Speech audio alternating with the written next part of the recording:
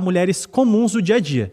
Então, consumindo às vezes eu posso estar no trabalho sexualizando minha colega, justamente por eu ter desenvolvido uma parafilia individualmente. E o segundo problema é de ordem social. A gente cria problemas sociais porque a gente depende um dos outros. Então eu começo a causar problemas no meu cotidiano por uma parafilia que eu desenvolvi individualmente. Atos de ordem individual, de liberdade individual, causam problemas estruturais, porque nós somos animais sociais, nós dependemos mutuamente um dos outros. Tá, mas essa parafilia, quando eu tinha 14 anos e um velho ficava falando que eu era gostosa, não existia, porque quando eu tinha 14 anos o OnlyFans não existia. E desde que eu sou criança e sou mulher, eu fui sexualizada o tempo inteiro. Então, tu sexualiza as tuas colegas de trabalho, não é porque o OnlyFans existe, é porque elas são mulheres e, tipo, os homens têm esse olhar de sempre sexualizar as coisas. Mas isso já era feito antes do OnlyFans. O OnlyFans não é a culpa disso.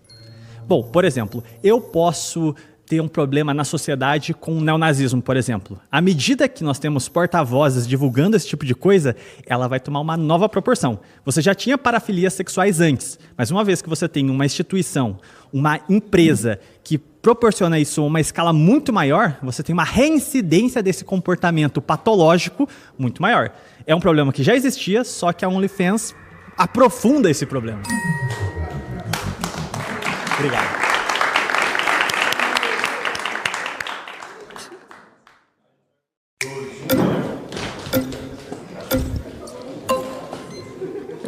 Qual é o seu nome?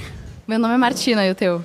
Meu nome é Israel Martina, sou teólogo, educador físico, sou pai, esposo, quando dá tempo eu sou pastor.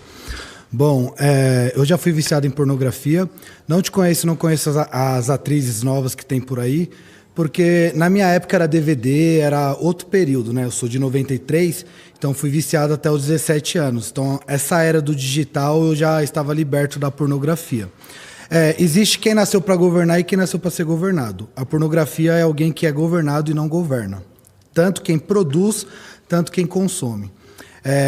O segundo fator, que foi bem falado aqui, é quando você começa a escalonar e potencializar algo, romantizando algo. Então nós vemos hoje reality shows que mostram criadoras de conteúdo, que para mim são prostitutas, não querendo ofender, mas só uma questão semântica de nomenclatura mesmo, romantizando, falando, você vai vencer na vida, você vai ficar no CLT até quando? Com o seu belo corpo, com a sua beleza, você pode fazer dinheiro fácil. E as pessoas tendem a ter essa inclinação de buscar dinheiro fácil. Então isso não é um problema que só tem na pornografia, mas é um problema social. Pessoas preguiçosas que querem coisas fáceis, e isso vem muito por conta da moral, de princípios e valores que têm sido deturpado e deixado ao longo do tempo.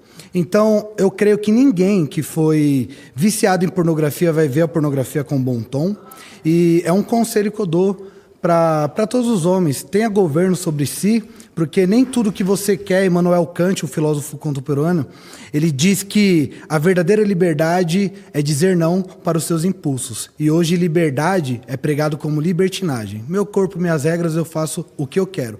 E para dar oportunidade para você falar, até sendo respeitoso, eu achei interessante que você falou, e é triste isso de fato, a sexualização de menores de idade, na verdade de qualquer mulher ou até de homem também, porque mulheres fazem isso com homens, né?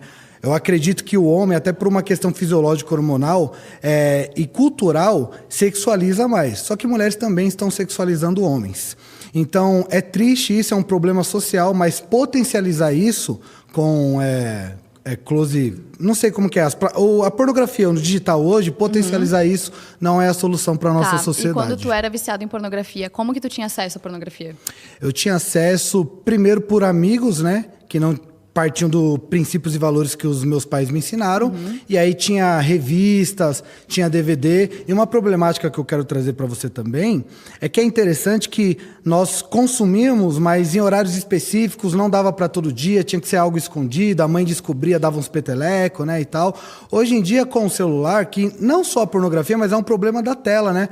Hoje nós vemos famílias que não almoçam mais juntas, que o pai está almoçando na sala, mexendo no celular, assistindo TV, a mãe no quarto. Então é um problema social a questão da tela. Sim, eu concordo. Só que do jeito que tu está me falando, não tá parecendo um vício, tá parecendo que tu se sentia culpado por assistir pornografia e por isso que tu... Com base no que você fala? Porque, como tu me falou, né? Tu é pastor. Sim. Tu, né, Eu era ateu na época. Exatamente. Como que eu vou ter culpa Então, se eu era ateu? Mas agora tu se sente culpado pelo teu passado? Não, Jesus, Romanos 8:1. Portanto, agora nenhuma condenação. Mas Tô tu bem falou tranquilo. que quando tu era ateu, tu não se sentia... Não, era maravilhoso. Deus existe, eu posso fazer o que eu quero. Sim, mas aí eu acredito que tu se sinta mal e acha que Vamos foi lá, um Martina. vício. Esse argumento que você tentou usar foi inteligente, talvez dá com outras pessoas. Eu era ateu. Esse argumento não vai dar. Por que não vai dar? Porque como A gente tá discutindo, nenhum É porque argumento assim, é nós certo estamos ou falando de errado. moralidade. Sim, o mas- ateu não tem a visão cristã. Então você falou, você tá falando que era pastor, então era uma culpa? Não, eu era ateu. Pronto, não tem mais esse argumento. Beleza, mas o que eu tô falando é que tu vê o teu passado como um vício, porque é comum as pessoas assistirem Não, é pornografia. fato. Você Sim. não acha um vício? Alguém que Não. acessa pornografia 5, 6 vezes por dia não é vício? Não, Não é vício? 5, 6 não, vezes vício? por dia, mas como tu então, falou eu que era não era viciado. todo... Mas tu Isso acabou daí de falar qualquer que tu não psicólogo, era. psicanalista Mas vai tu acabou falar. de falar que tu não era. Tu acabou de falar que tu não assistia sempre. Tu não tinha Não, acesso não. sempre. Eu falei que eu não assistia com a mesma proporção de hoje que as pessoas assistem, mas eu era viciado, porque eu consumia todos os dias. Ah, tá, então...